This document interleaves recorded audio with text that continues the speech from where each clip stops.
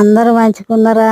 కందులు పండించుకున్నాం, పప్పు చేసుకుంటున్నాం. కందులు ఎండ పోసుకోవాలి, గిట్ల ఇసురుకోవాలి, మంచిగా ఉంటుంది తింటే కూడా మన పానానికి. వెనకట గిట్టనే చేసుకోలేదా? పండించుకొని మంచిగా పప్పు చేసుకున్నాం.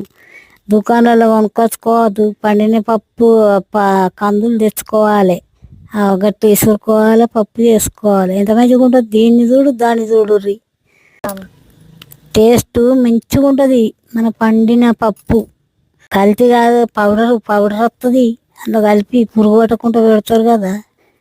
గట్టి ఇసురుకోవాలి, గట్టి చేసుకోవాలి, జడ పట్టుకుంటే అయిపోయే ఉన్నది.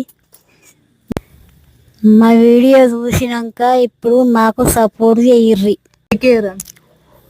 లైకేరే. దుకాణాల్లో కల్తీ కలుపుతుంది, పౌడర్ కలిపి మంచిగా ఉండదు. మళ్ళా కష్టం అవుతుందని కష్టం అనక మంచిగా మనమే చేసుకోవాలి. నష్టం కదా, కష్టం నష్టం అన్నీ భరించుకోవాలి, మంచిగా చేసుకోవాలి, తినాలి.